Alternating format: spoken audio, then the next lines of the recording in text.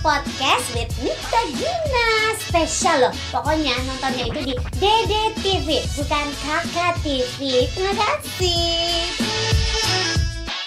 Assalamualaikum warahmatullahi wabarakatuh. Senang sekali insan muda kita ketemu lagi di Human Talk Podcast. Seperti biasa bersama saya Nikta Gina. Dan ada narasumber saya yang luar biasa sekali. Saya bertemu beliau nih rasanya tertampar sekali, karena beliau jago sekali masak, sedangkan aku gak bisa sama sekali. Ya ampun, mungkin harus masuk komunitasnya kalian. Nanti kita ngobrol-ngobrol. Tapi saya perkenalkan dulu, ada Ibu Fatma Bahalwan, chef dan juga founder dari Natural Cooking Club. Assalamualaikum. Waalaikumsalam warahmatullahi wabarakatuh. Ya Allah Ibu Fatma, senang banget ketemu. lihat mukanya Ibu Fatma langsung kayak, ibu masakin saya dong Bu, apaan kayak gitu ya. Nggak sopan, bukannya belajar masak ya atau apa ya, malah minta masakin. Nah mudah-mudahan insan muda semuanya dalam kondisi sehat walafiat. Ibu Fatma juga sehat ya. Alhamdulillah. Sebelum kita mulai ngobrol-ngobrolnya, aku mau kasih tahu dulu bahwa jangan lupa untuk ikutan kolaborasi kebaikan di program Zakat Dompet Du'afa, karena zakatmu jadi manfaat. Nah caranya mudah sekali, nanti langsung aja bisa ke rekening yang ada di bawah ini, di scan QR code yang muncul di layar, atau boleh lewat kanal donasi.dompetduafa donasi.dompetduafa.org/zakat. Oke? Jangan lupa ya. Nah sekarang kita ngobrol-ngobrol. Ini Ibu Fatma itu, kalau yang saya tahu sekarang ibu berarti jatuhnya chef ya Bu? Chef, ya chef lah. Chef lah, berarti chef ala-ala unofficial chef yes. gitu ya. Aktivitasnya sekarang masih menjadi chef ya Bu? Masih, jadi aktivitas saya yang utama adalah mengajar gitu ya. Mengajar masak dan bikin kue dan cake decorating gitu. Semua saya kerjakan dari rumah. Oh gitu. Jadi via online gitu Bu? Atau kayak banyak orang datang ke rumah. Kemarin sih online ya selama pandemi ya, karena nggak boleh ketemuan. Tapi sejak berdirinya NCC saya mengajarnya di rumah loh. Oh iya, jadi orang-orang datang. Tapi kayak bikin appointment kan Bu? Enggak, punya jadwal sendiri. Punya jadwal gitu. sendiri. Jadi setiap harinya ada jadwal kursus. Misalnya nih bikin mie ayam, bikin siomay dan batagor, kemudian mau bikin apa lagi, kue, cake dasar, terus membuat kue ulang tahun segala macam. Menarik. Ibu rumahnya di mana? Kita tetanggaan, aku di Pulau Asem. Lah, saya di Pulau Mas. Berarti kita deket. Pulau Asem tuh deket banget loh. Betul. Aku suka lari pagi kadang-kadang sampai Pulau Asem. Oh, berarti nanti aku pulang lari ke rumah ibu. Catat nomor 13 rumahnya. Oh iya. Wah, indah sekali. Ternyata rumah kita deketan. Aku bisa main-main ya, belajar masak. Tapi kalau aku menikmati masakan aja boleh Bu? Oh boleh. Pasti boleh. Bagian cicip ya. Bagian cicip gitu. Iya. Tapi ini kan ceritanya lucu sekali, maksudnya bukan lucu, menarik sekali menurut saya, bahwa Ibu Fatma ini awalnya kan nggak langsung serta-merta terjun jadi chef kan Bu? Betul. Ibu adalah seorang sekretaris eksekutif di salah satu bank di Indonesia. Keren banget. Sekretaris eksekutif di salah satu bank kenamaan Indonesia ya kayaknya ya.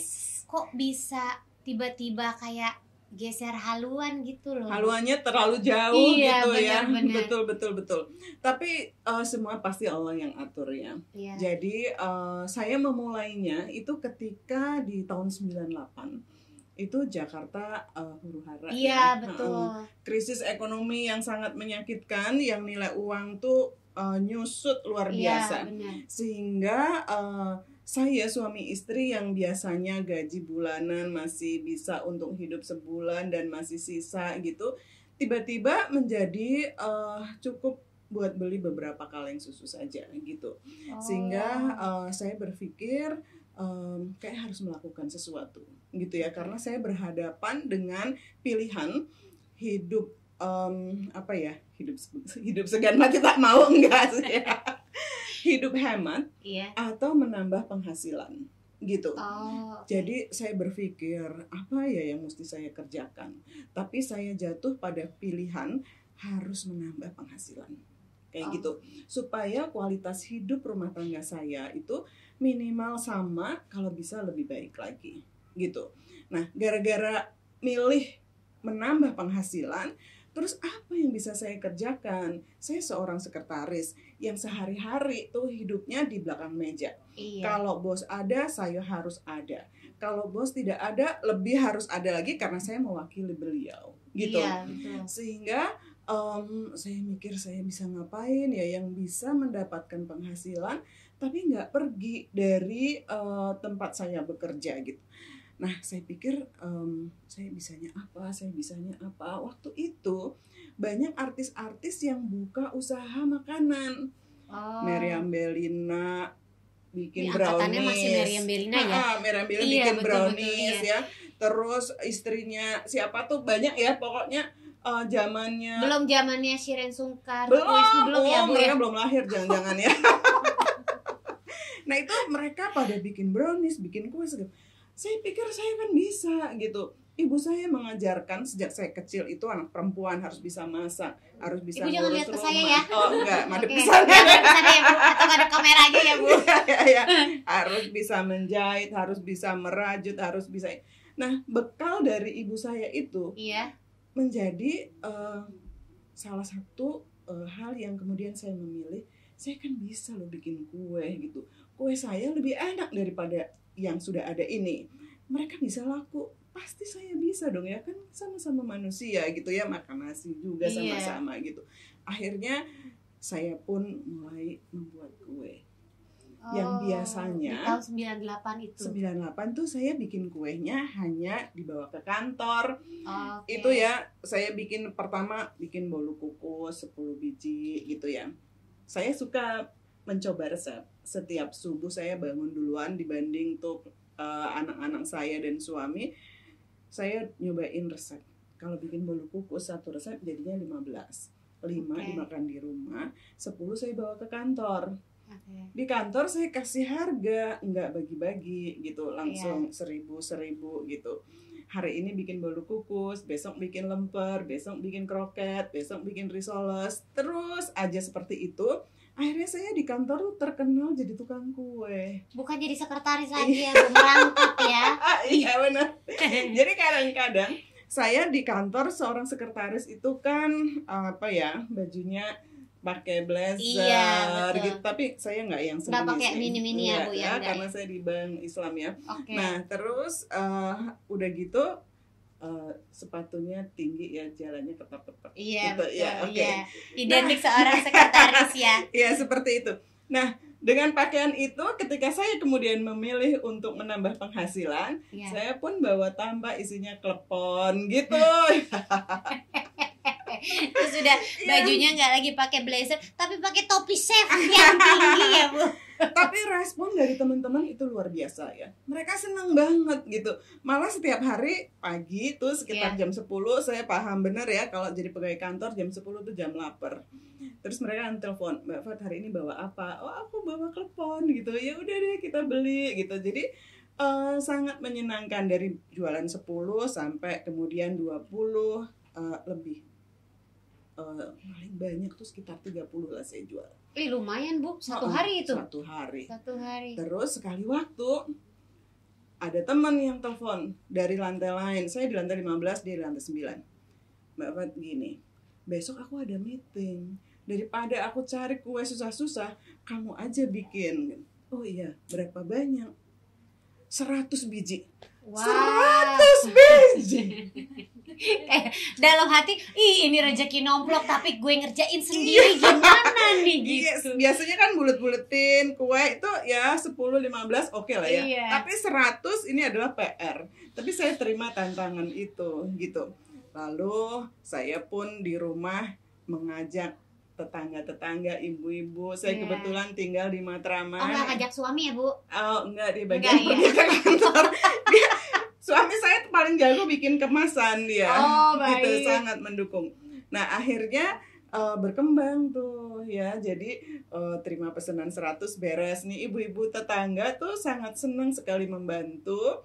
Udah gitu kalau di tempat saya tinggal, membantunya tuh nggak cuma datang ikutan bantu, tapi aku bawain pisau deh gitu, aku bawain tampah deh gitu ya, sangat menyenangkan gitu.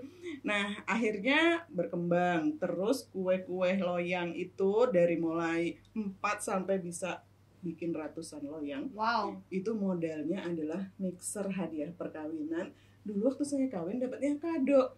Oh, kalau zaman sekarang kan udah jadinya amplop aja ya, amplopnya aja ya, betul. Waktu itu kado dapatnya, jadi mixer hadiah perkawinan, kemudian ovennya oven tangkring gitu. Iya. Tapi modal utama saya adalah semangat untuk sukses.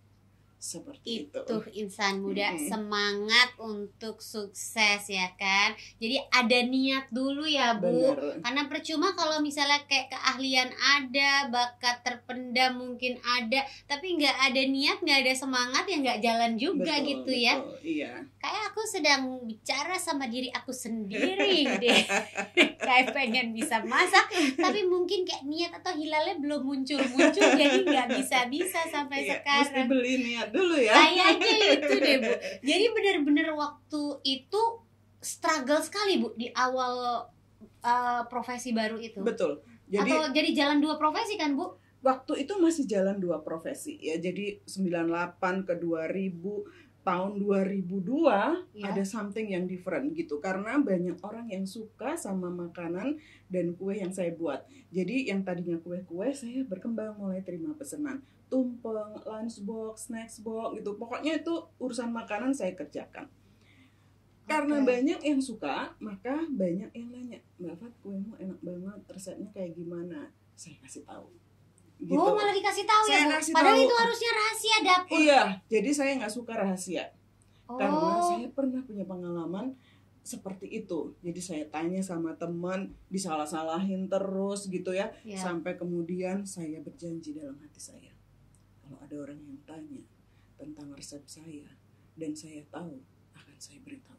Lah nanti dia buka yang sama Bu kayak Ibu? Nggak masalah gitu. Yang penting saya akan beritahu semua resep saya kepada banyak orang di seluruh dunia gitu. Jadi niatan itu luar biasa. Itu Allah dengerin kali ya. Ya Allah, kalau ingat itu Gina, nggak kebayang resep-resep yang dimuat di websitenya NCC kemudian menjadi manfaat untuk banyak orang. Rasanya itu sangat luar biasa. Nah, karena banyak yang nanya dan banyak yang saya beritahu, banyak juga yang nggak puas gitu. Aku nggak mau resep aja katanya. Terus habis gimana? Aku pengennya belajar Mbak langsung katanya.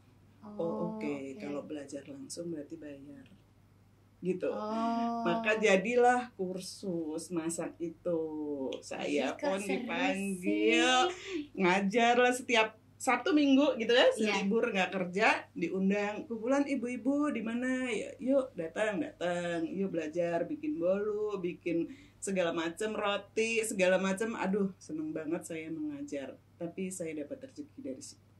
Oh, sampai sekarang. Sampai sekarang. Dan akhirnya memutuskan kayak udah nggak sanggup nih 2 profesi. Bener. Itu di tahun 2004 bulan Oktober saya memutuskan untuk berhenti bekerja. Ya, itu pasti bosnya kecewa banget tuh Bu kayaknya.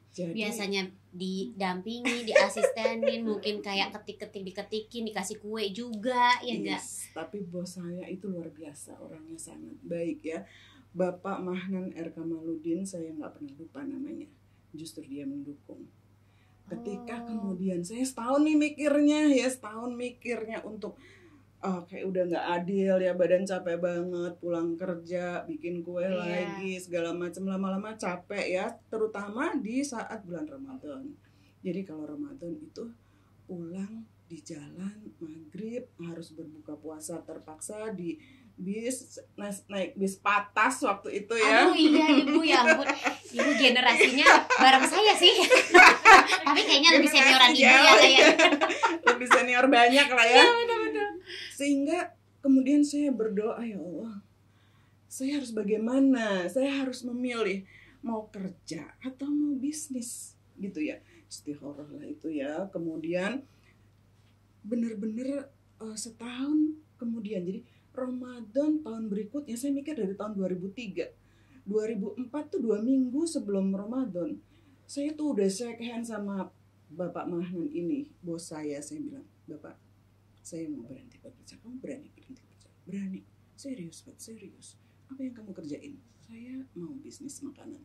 Selama ini saya suka datang telat segala macam, urusannya mau ngirim kue segala macam kan ya. Nah, dia shake hand dan dia bilang, apa yang harus saya bantu? Apa yang bisa saya bantu? Saya bilang, saya perlu rumah. Karena rumah saya masih kecil, cuma 60 meter persegi. Kecil ya, tapi dari situ saya mendapatkan banyak rezeki. Maka dibantu oleh beliau. Yang pengen kamu adain apa? Saya pengen ngajar. Jadi bos saya tidak sedih, tapi dia mendukung. Itu luar biasa. Masya Allah. Saya dapat jalan dari situ. Akhirnya tahun 2004 bulan Oktober masih private class Ibu Fatma saya mengajar gitu ya. Dan di tahun 2005 bulan Januari dibantu suami kami mendirikan sebuah komunitas namanya Natural Cooking Club. 2005 sampai sekarang nih Natural Cooking Club. Dan kenapa akhirnya Ibu kayak terinspirasi kayak ya udah maksudnya kan bisa kayak ya udah saya buka kelas masak aja. Kenapa akhirnya jadi komunitas gitu, Bu? Jadi gini, awalnya muridnya pertama 4 kan ya? Iya. Gitu. Terus si 4 orang ini ketika kursus kok kuenya bagus-bagus gitu, pas lagi di rumah kok bantet gitu, sehingga butuh komunikasi, salahnya di mana gitu. Waktu itu SMS adanya ya sama telepon ya. Iya. Ya, itu nggak pager ya Bu zaman dulu, kayak ke operatornya dulu, tolong kasih tahu itu kurang tepung ya Mbak, kurang segini gitu. Iya, jadi kadang-kadang tuh lucu. Misalnya aku tuh ini Bu Fat punya sisa tepung nih 25 gram. Jadi daripada sisa aku masukin aja sekalian gitu biar ya terang lakuannya bantet gitu ya. Jadi butuh komunikasi, SMS dan telepon dirasa kurang efektif, maka bikin Yahoo Groups. Milis, tahu nggak sih Milis? Aduh, tahu lagi Bu. Aduh, boleh nggak kalau aku nggak tahu ya, biar kita beda generasi banget gitu loh. Tahu lagi, ya benar. Mana dulu pulsa juga belum unlimited kayak sekarang lagi ya, jadi susah serba bayar gitu. Benar gitu. Jadilah itu pertamanya Yahoo Groups Natural Cooking Club seperti itu. Iya. Akhirnya berkembang. Akhirnya dari 4 orang ini komunikasi kan semakin lancar. Nah, si 4 orang ini rupanya bercerita kepada banyak orang. Enak loh, ternyata di Natural Cooking Club bisa konsultasi ini segala macam gitu ya. Itu berkembang luar biasa. Terus kemudian juga banyak publikasi-publikasi yang dilakukan oleh media. Kita berkembang sampai sekarang, kita di Facebook. Yahoo Groups-nya udah kagak ada sekarang. Ya udah nggak ada, Bu, benar. Jadi di Facebook masih di Facebook membernya sekarang udah lebih dari 140.000. Wow. Kirain tadi mau berhenti sampai angka 140, tapi kayak nggak mungkin kalau udah dari tahun 2000 sekian 140.000 meter. Ih, banyak banget Ibu. Iya banyak ya, alhamdulillah. Alhamdulillah. Dan itu masih aktif semuanya dan masih bertambah lagi. Masih bertambah lagi dan kemudian kan Instagram ya, ada Instagram. Kita punya akun 2, saya Fatma Bahalwan dan Natural Cooking Club juga sendiri-sendiri. Oh, jadi kalau di Instagram apa Bu? Yang Fatma Bahalwan. Fatma Bahalwan satu lagi di @Natural Cooking Club. Natural Cooking Club tuh insan muda tuh kalau yang mau belajar masak ya gabung sama komunitasnya Ibu Fatma. Kayak nanti jadi 140.001 itu saya. Oke, siap. Berikutnya ya kan. Langsung habis itu pegang panci ya di rumah. Iya, benar. Langsung kayak percobaan aku langsung kayak minta sama suami aku, tolong dapurnya dibesarkan. Karena aku sudah punya niat untuk belajar masak gitu. Jadi kalau desain rumah separohnya adalah dapur. Iya, benar. Jadi kalau ibarat kata tanah 100 meter, 75 meter lah saya minta buat dapur. Kita numpang tidur aja satu kamar gitu. Tapi kan berarti Ibu tuh perjalanan berkecimpung di dunia kuliner kan udah lama banget ya Bu. Beda nggak sih Bu zaman dulu sama zaman sekarang? Kayak beda deh ya. Bedanya apa Bu? Jadi khususnya saya bedakan antara Facebook dengan medsos yang sekarang ya. Milis ya, Milis. Di mailing list itu relatif membernya tuh mudah diatur lah ya. Kalau misalnya nggak boleh posting makanan yang difoto di atas lantai, misalnya gitu ya. Oke, mereka kemudian kita ajarin motret makanan yang benar adalah di atas meja, dikasih taplak, kemudian pokoknya kelihatan bahwa itu makanan kita hormati. Nah kalau sekarang, kalau saya bilang gini, coba itu ya foto jangan makanan jangan difoto di atas lantai. Emangnya kenapa Bu? Lantai saya kan bersih. Gen Z. Ya kan, banyak argumentasi. Jadi kayaknya pendekatannya beda ya.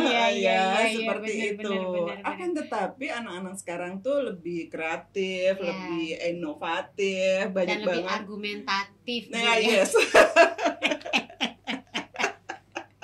Gitu. Yang bagus-bagus dulu dipuji sama Bu Fatma ya. Yang terakhir baru itu. Oke. Iya. Jadi berarti yang umuran-umuran muda juga banyak ya Bu ya? Banyak sekarang. Nah, ini menjelang momen Ramadan nih Bu. Iya. Apa sih Bu biasanya resep-resep yang selalu digandrungi, disukai, di request gitu sama ibu-ibu, sama orang banyak tuh apa tuh? Paling banyak tuh kue kering.